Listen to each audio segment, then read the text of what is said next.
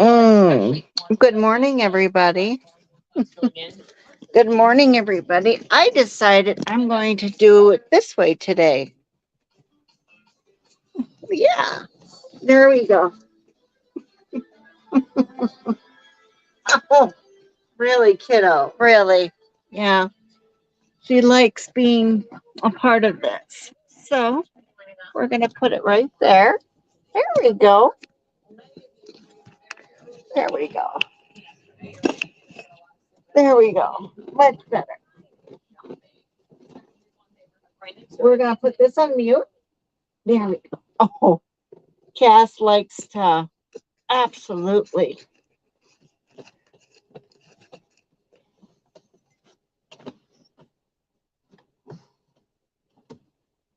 This is our time together, isn't it? Mm-hmm. So you like my mug? Killer reviews? Yeah. So this is the book that we're reading today. Okay, there we go. This is the book that we're reading today, Two Old Broads. I just got it from the library today. Mm.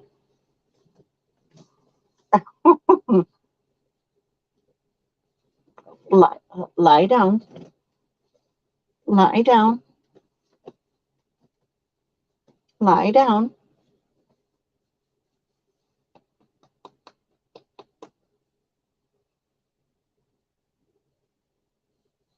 Mm. Mother bad bye. Mother bad bye. What the hell? I'm killed.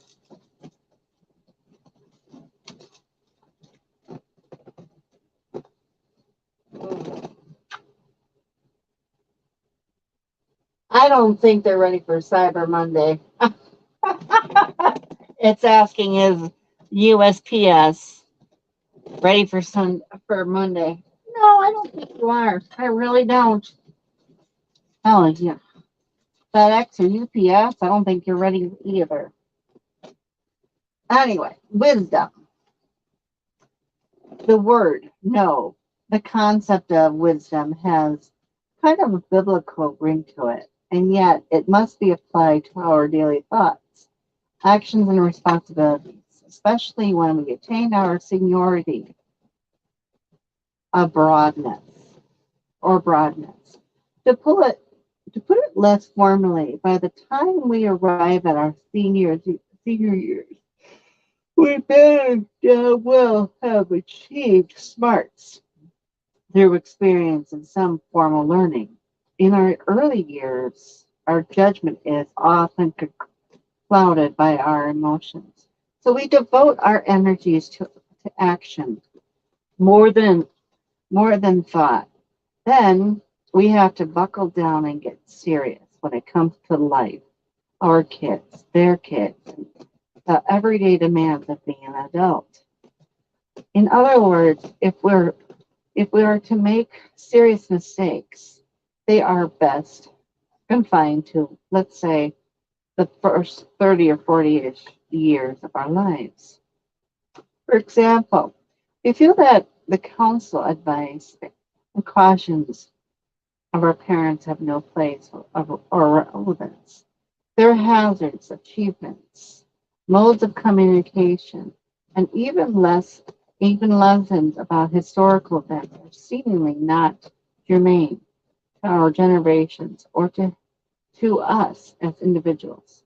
I, for one, felt in my formative years I could self-invent as the need of or situation arrived, and and counsel was of small meaning, especially that of my parents. Oh, this book is by Tool Brock, by M.E. Hecht, M.D.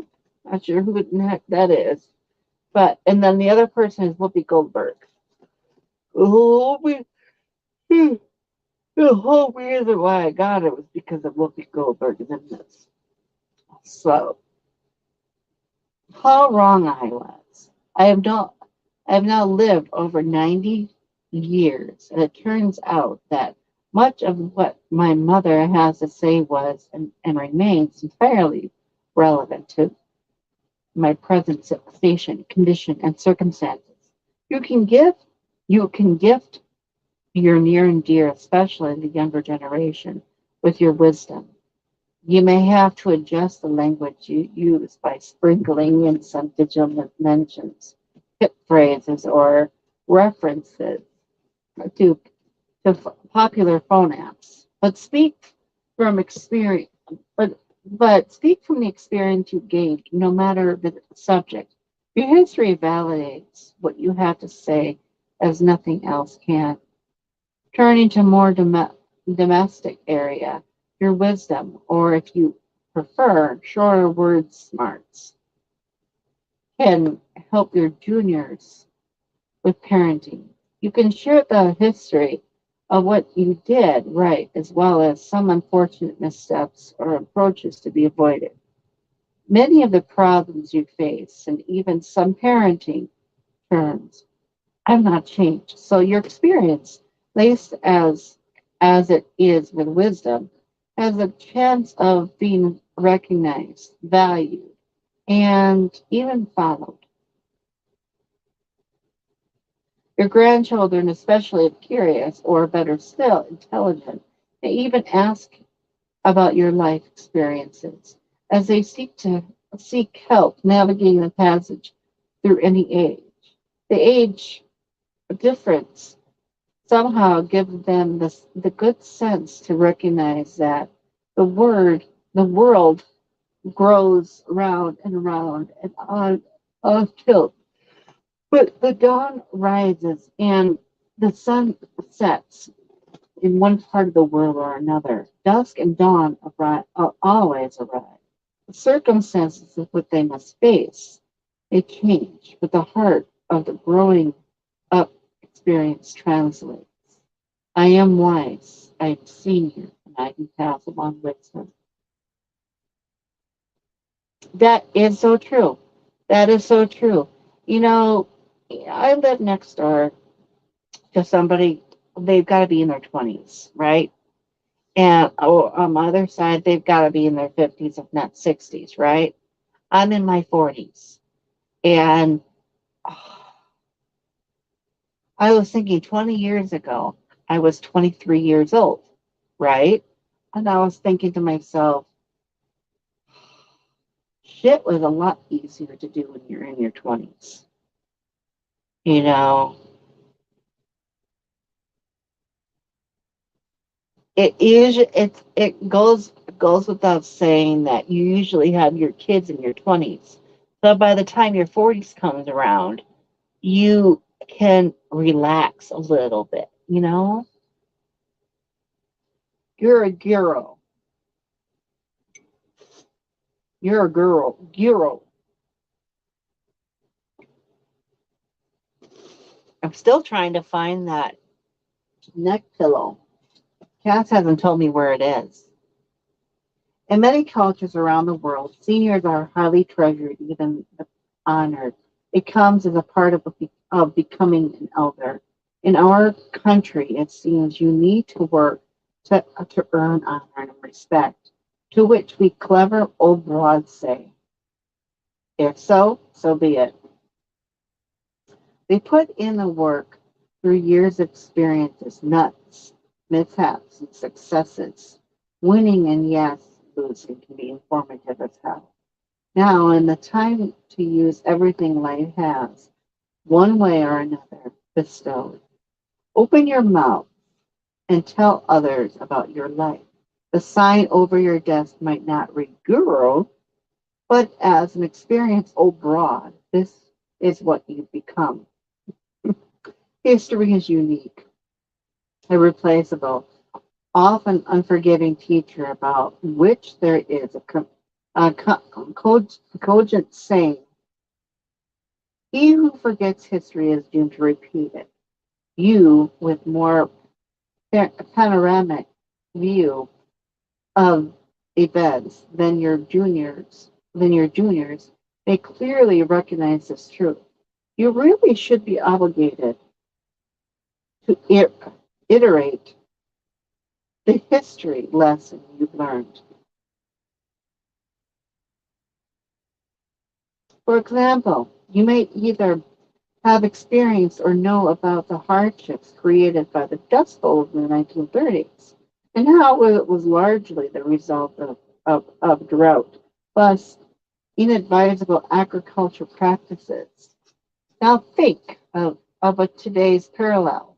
The current use of pesticides that may have disseminated the honeybee population that is so critical in the populating the the pollinating crop plants and fruit trees, not to mention their venom's possible use as a cancer induce inductive in humans. Another parallel is to the extremes of weather and ensuing weather disasters most likely induced by climate change.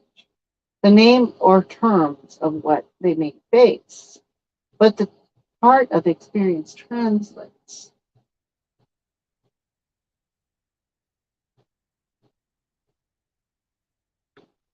Guys, most of the time I have to remind myself that these people over here, they're in their 20s. They're not even in their 20s. They must be like 19 or something. Point being is that you hear boom, boom, boom, boom, boom, boom. And I was like, yeah, the younger you are, the louder it gets. The older you get, the more you want to hear it because you're turning it up.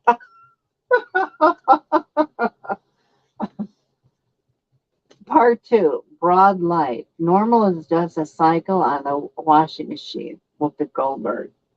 O tempora, o more, o more, mores, o the times, o the customs, Cicero. Friendship through the ages, dressed like a bride.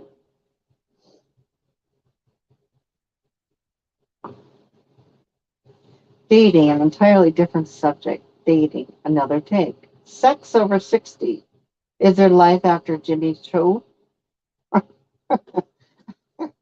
don't know. I wouldn't have. I've never tried on a Jimmy Choo. Girdles excursions. Oh, tempora, mores. Oh, the times. Oh, the customs. Cicero. Dr. H. At the respective age that Whoopi and I are now, finding a few new friends can be a challenge.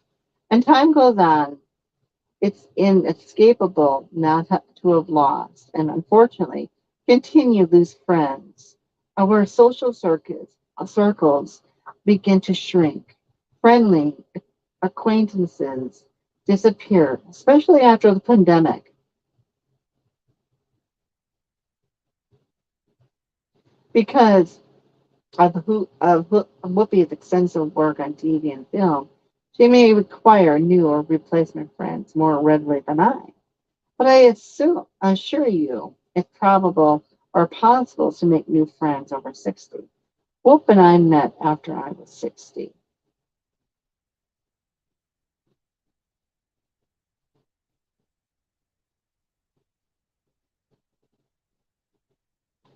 How did we meet, you ask?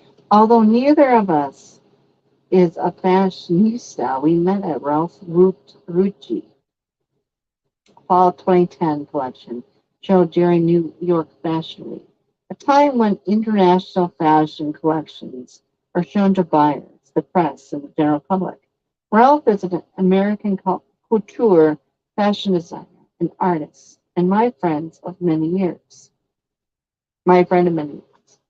While it's very exciting to see all the new designs at New York Fashion Week. It's a maximal, stressful event for designers. I remember every detail of the evening, starting with the flash of cameras from the roster of fashion photographers, trying to catch Whoopi, Martha Stewart, Fran Lebowitz, Andre Leon, Talley, American editor at large of Vogue at the time, and many long-standing big-name clients, all wearing Ralph Rucci to complement his talent. Ralph has always attracted customers of a certain age, probably because the clothes he designs was their sculpture, sculptural look in intricate handwork, shearing, sheer paneling, and his innovative use of fabrics are like art, quite a healthy investment. Okay, back to me and what seating arrangements at these showings are plotted and replotted over weeks to get journalists and major customers placed just so.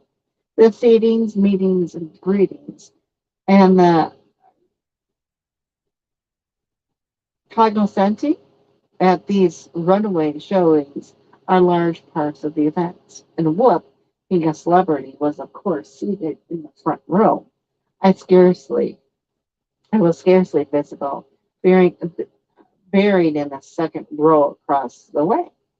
Ralph really knows how to present a line of stunning, hollow-cheeked lady models in dazzling clothing.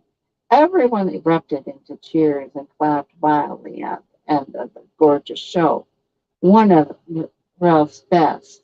But before the show began, my cousin Countess Lucienne Bondos spotted Whoop in the front row and brought her over after learning what Whoop's seating location was also due, in part to a minor orthopedic problem. Had retired as an orthopedist by this point, but was able to recommend some suggestions to alleviate her condition. Uh, as it happens with congruent beings, Wolf and I knew immediately that we wanted to spend more time in each other's company. We started by getting together at Wolf's annual blowouts on the 4th of July and Christmas, then gradually started to see other on less formal occasions. The more we grew into our broadship, the more we shared. Over the years, we spent many dinners and holidays at her terrific home. These were happy times and helpful times of friendship, a new, over age, 55 friendship. If you get more and more into your broad years, you think, "Phooey, I don't need friends and or their experiences. That's your choice." But if you read something and think, I'd really like to try that, then look into doing something new, and you eventually link up with new people too. You know, that's the thing about trying new experiences. I'll tell you something. I talked to a friend of mine not too long ago that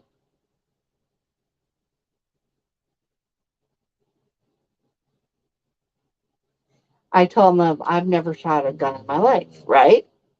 Well, having said that, it's like, well, gee, eventually I would like to go to that place that, you have a shooting range. And I would like to shoot. Probably, maybe this spring coming up. I will, you know, um, go on the shooting range and actually shoot a gun because I've never experienced it. I've never experienced it. And because I do like to write when I get not influenced, but more of what do you call it? God, I can't think of it. Uh, that feeling, um, a muse for it. Um,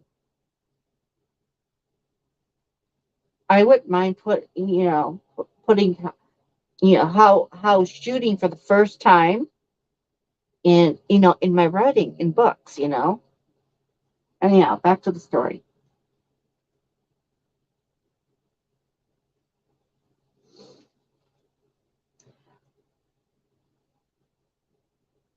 If as if as you get more and more into your broad years, you think, "Phooey, I get ready."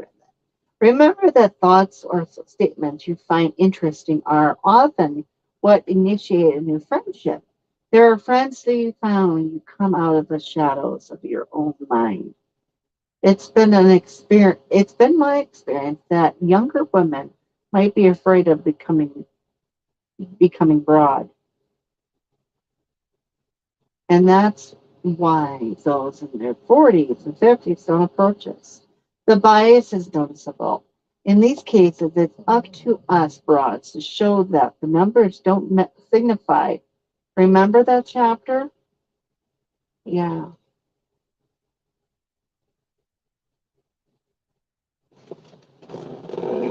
I'll tell you something. I'll tell you something. There's a reason why I don't like saying my age out loud. I don't mind saying I'm in my 40s. I don't mind that at all. When I was in my 20s, right? When I was in my 20s, hi, whoever you are. Um, when I was in my 20s, I didn't mind saying how old I was.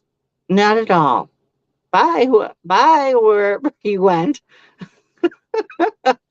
Um, but in my 20s, I did not mind anything. And I was like, yeah, I'm 23. No, I'm 24. I'm 25, so on and so forth, right? And but when I reached my 30s, that was the diving off the edge part. Your life is done with, I was, nothing in my life to, that I wanted to do, I did, um, that was my 30s. Anytime when someone asked me my age, I'm like, oh, I'm in my 30s, 30 in 30s. No, you're not. Yeah, I am. And then when I get into my 40s, I'm like, I'm in my 40s. Well, what age are you? Doesn't I have one question for anyone out there. Does it matter how old you are? Does it matter your age? If you're in your 30s, if you're in your 40s, if you're in your 50s, and so on.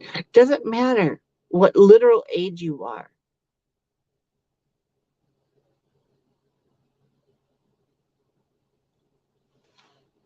To me, it shouldn't.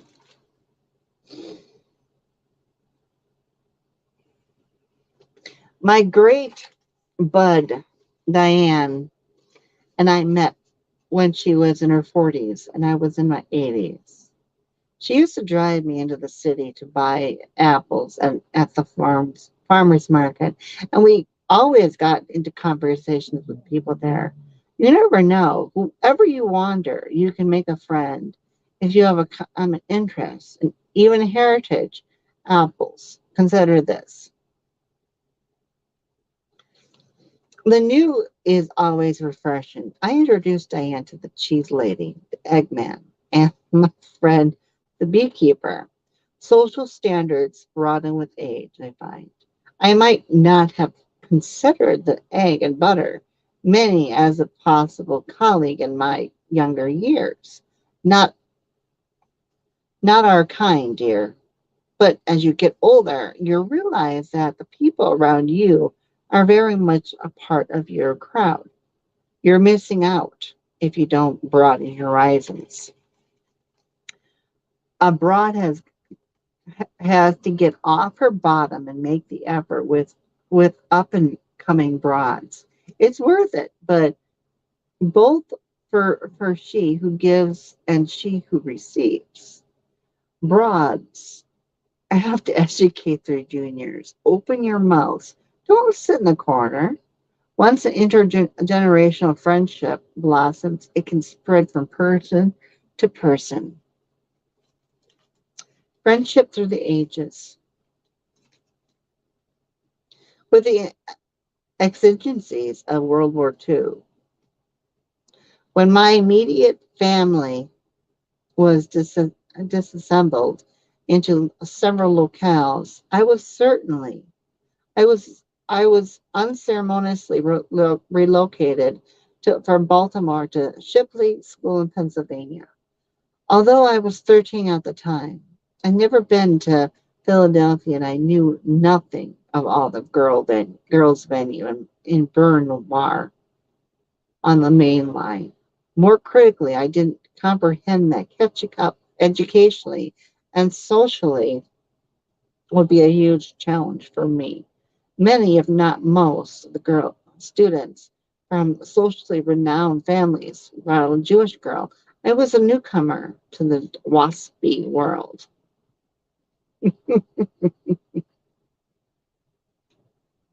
We rose each day and donned the school uniform of short green wool tunics and starched white shirts over black wool long stockings. Oh, that really sounds uncomfortable.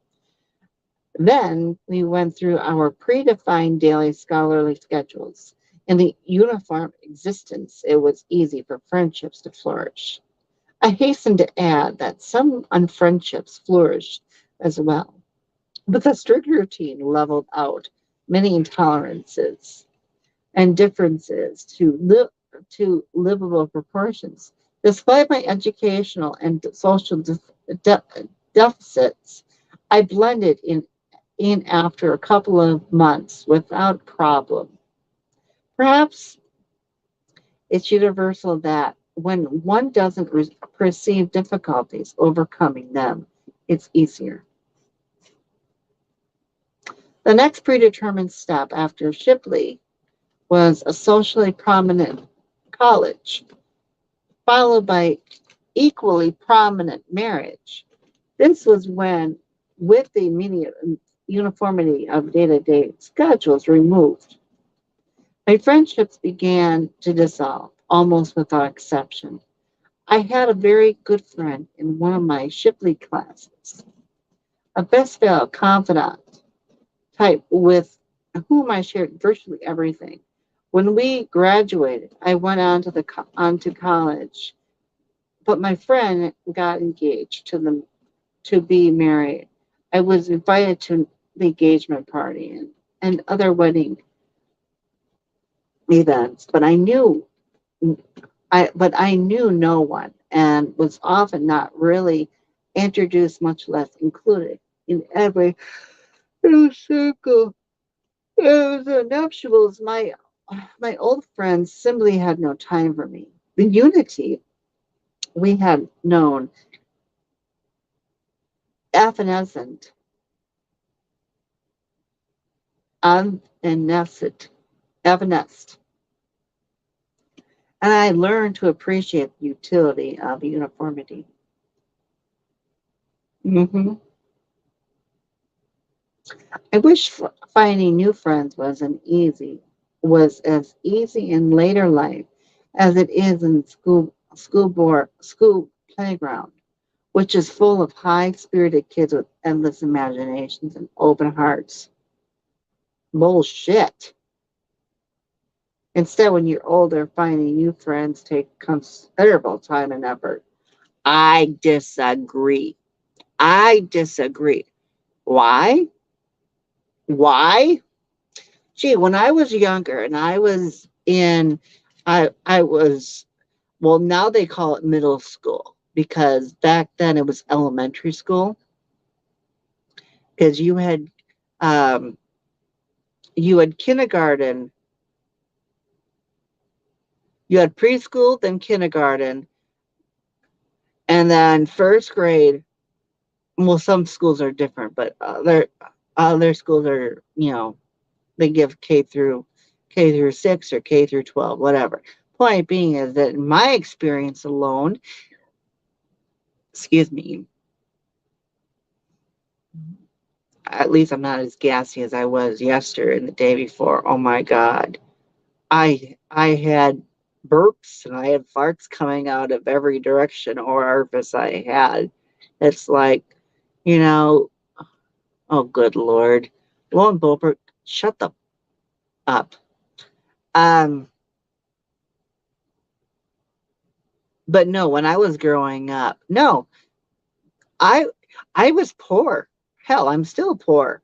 But I was poor when I was growing up and I was in my elementary. And you had um, middle class kids, kids that have lived in the area for a while or as long as they've been born, and they don't have any reason to leave because their parents or parent happen to live a nice life. They're grounded in their life where they go to a job in the area, and they, you know, I had never noticed a time when I was younger like that I really had a close friend. Well, maybe once or twice out of all of it, right? And back in my day, you were scorned for being poor. I don't know if I don't know if that's how it is now, if you're scorned for being poor, but back then, if you were on welfare, you were on AFDC, aid for dependent children, that's what that stands for. We didn't have um what we have now. But point is that you were scorned. If you didn't make a certain amount, if your parents or if your whatever didn't make a certain amount of living per year, you were shit. You were nothing. You were nothing. So many times I played at recess. I was by myself. I was by myself. Literally. And it's like, I just thought to myself, what the fuck is wrong with me? Nothing is wrong with you, kiddo. Nothing is wrong with you. I mean, seriously, you have friends? No, I didn't have any friends. I had one friend uh, back uh, back when I was going to grade school, and it was like, well, do you mind if I befriend these people? Sure, I don't mind. Then you can treat me like shit like they do. Sure, go ahead. I was the outsider. I've always been the outsider. It's like it's kind of like being a fucking nerd without the actual intelligence to match it. That's exactly what I was or who I was. Because it's like, I don't want to fucking deal with you. I don't want to be around you. You're fucking this. You're fucking that. I'm like, yep, yep. Be very stereotypical, be very unpleasant. Exactly what you should be doing because you're all that and I'm nothing. Absolutely. You go have a terrific day. That kind of mentality. Sorry, a lot of the shit in here is bringing up my memories from when I was going to school. It wasn't good. No wonder why people like me hated going to school. We hated it because we were picked on, we were bullied. Seriously, we were. We were. I know I was. And my mother's like, well, I wish I could do something. I wish I could do something. Yeah, so do I, because it's like, why the fuck am I getting bullied? Why the fuck am I being picked on? It's a rite of passage. Fuck the rite of passage. Some of these kids that get bullied and picked on, fucking strike back. That's what I say. Fucking strike back. Take a balled up hand and just knock the fucker down because absolutely. Anyway, on to my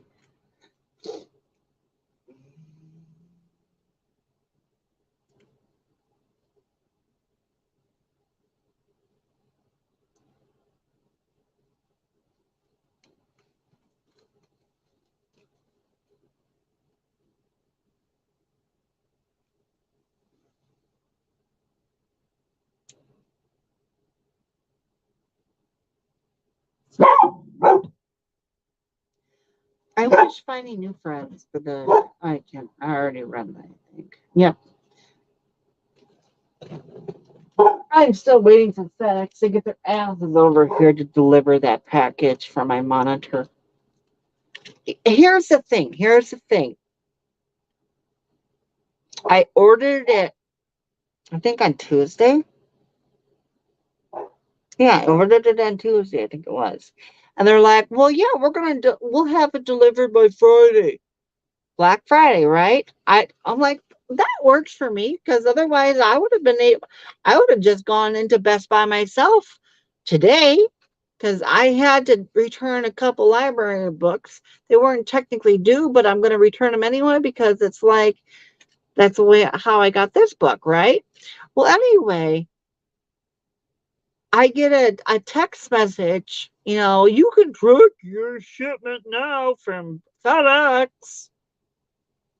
Really? Really? I can track okay. So I track my shipment. And it says, well, it's like Mosinee and Minnesota. Yeah, seriously, Mosinee, which is about 15 minutes south of where I live, and Minnesota, they're playing ball. They're playing catch with my package. Just like, really, dude? What the fuck? Seriously. Seriously. And then the next upload that I do with my week in review, I don't know when that'll happen, but my next week in review, most likely I'll put that up there so you guys can say, hey, that fucking sucks too.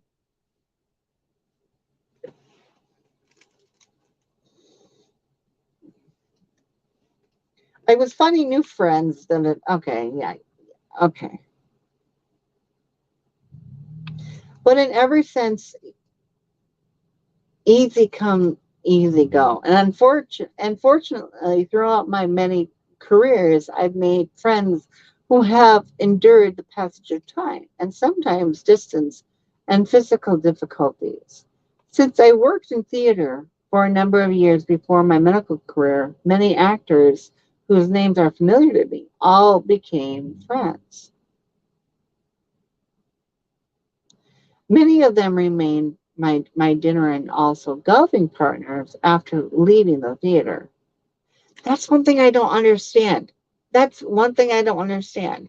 I don't, I'm trying to understand it, but maybe you guys can make it sense for me, right? Maybe you can. Golf. I don't need to say anything more. Golf.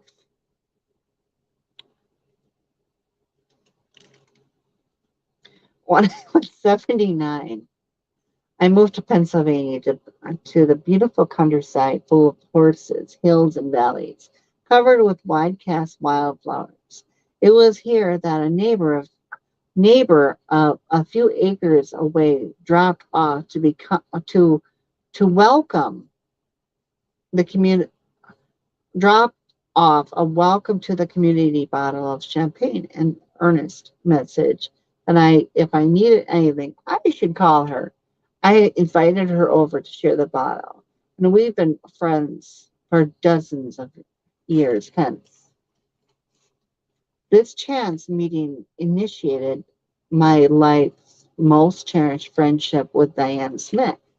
As a writer, I tend to be fluent and detailed, luck or but lack origination. Fortunately, just down the street lived Diane, one of the most brilliantly organized people I've ever known.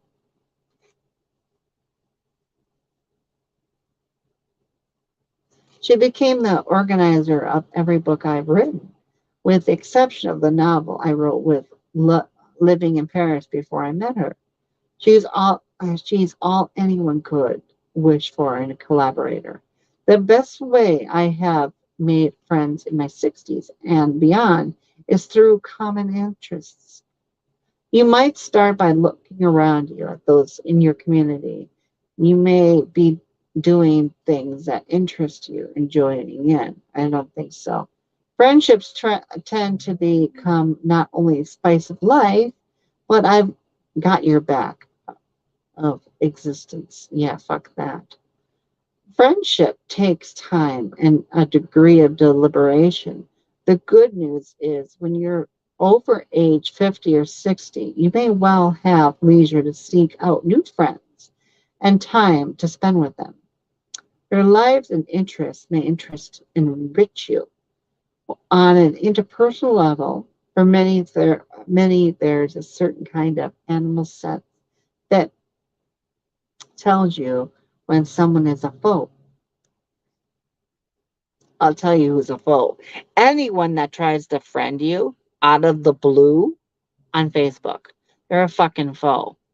Especially it's like, oh, I really loved your comment in this,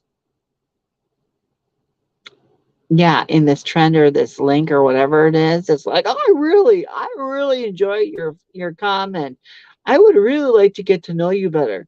Fuck you. You know why? Because you're nothing but a sack of nothing. That's exactly what you are. I don't know how many times I've turned that shit down and deleted that from my Facebook feeds of friends that wanted to become friends. Fuck that. I mean, the last one was like, oh, what man hurt you? Why do you fucking care about what is going on in my life? Are you that fucking unfulfilled? Seriously? Anyway, the best way I have made friends in my 60s is beyond. Oh, yeah. Friendship takes time and a degree of deliberation. The good news is when you're over age 50 or 60, you may well have the leisure to seek out friends and time to spend with them. Their lives, our interests may interest you, enrich you. Yeah, right. On an interpersonal level, for many, there's a certain kind of animal sense that tells you when someone is a foe, a different acquaintance, minor friend, a lifetime major pal. And oddly, this sense is highly developed in seniority. Use it by all means, in addition to the other tools that lead to new friendships. Oh my God, this is like a self help book. I love it. I mean, I don't love it, but I like it because Whoopi Goldberg wrote it with some other person. I'm gonna go get myself some coffee, a refill on my coffee. I'll be right back. Okay. Nothing like having it up your ass. There you go. I'll be right back, guys. Okay. I'll be right back.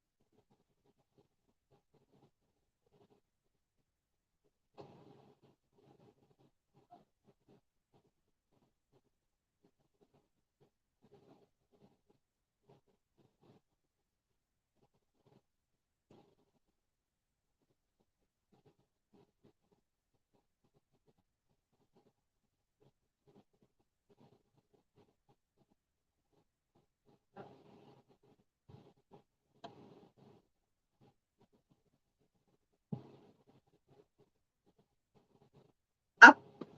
Good girl. Good girl. Got my baby. Good girl. You the mother Beth. Move your butt. Thank you, huh? Thank you. Thank you. Oh, oh, okay. Now do we want to reach some of this? Crave? Take a bite. Please tell me son of a,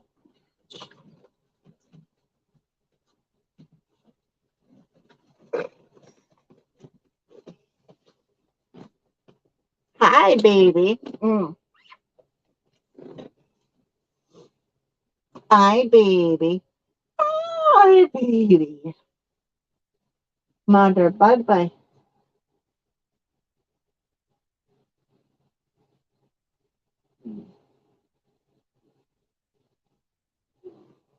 You're such a sweetheart. You're such a sweetheart. Mother baby. Mm-hmm. See right up here. Oh, is that right? Mm-hmm. Mother baby. Mother baby. Yeah.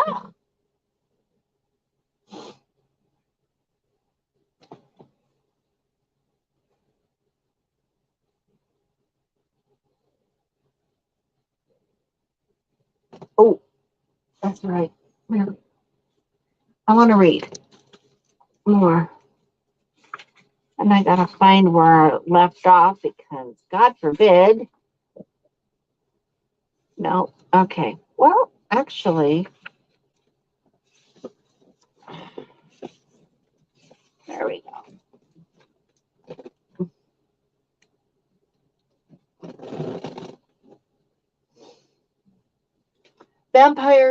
Vampire queens aren't the only ones with a nasty bite. Determined not to let the staring contest that feels a little like a show of dominance go on any longer, I cast around for something to break the tension and settle on a response to the only thing he's actually said to me so far. Who got a nasty bite? He reaches past me and picks up the piece I dropped, holds the coin for me to see. She's really not, she's not really not very nice. I stare at him. She's a chess piece. His obsidian, his obsidian eyes gleam back. Your point? My point is she's a chess piece and she's made of marble. She can't bite anyone. He inclines his head in a you never know gesture. There are more things in heaven and hell, Horatio, that are dreamt of in your philosophy. Earth, I correct. I I can think better of it. He he he crooks one. I'm gonna read to myself for a little while.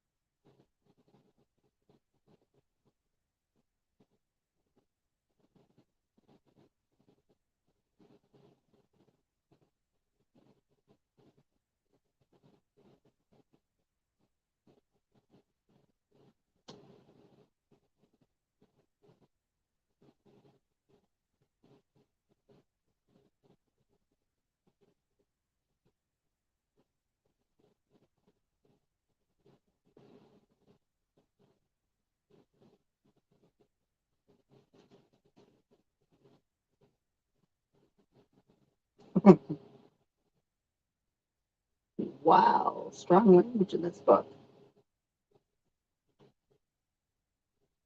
Why do I say that? More like, welcome to hell. Now get the fuck out. Strong language.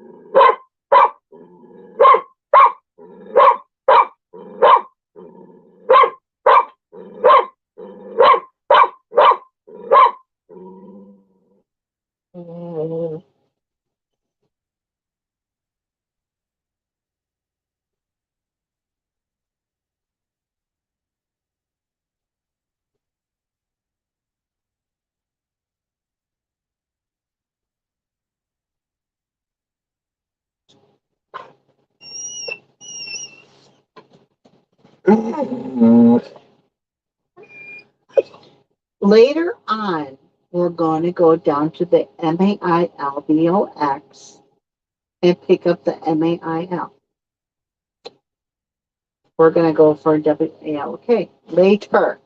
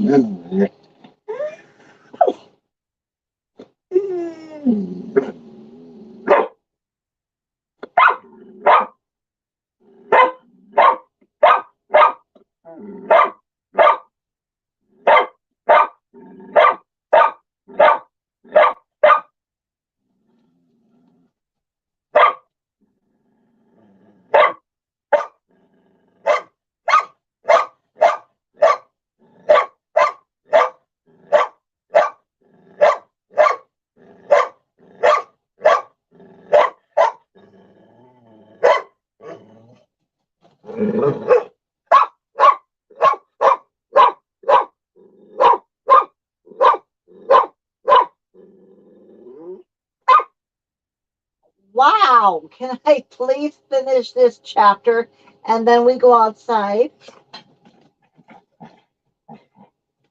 Give me 5 minutes.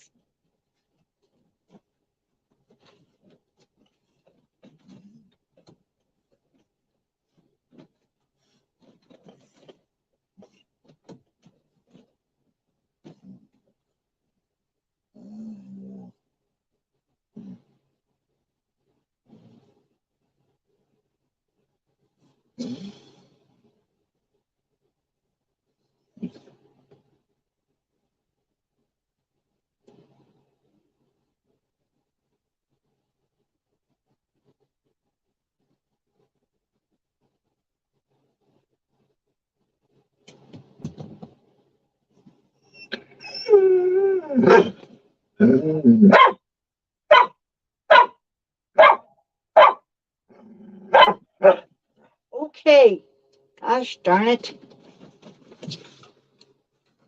I only had three pages to go yet. Can I put this to be a bookmarker? Where in the hell? Here. Here's this.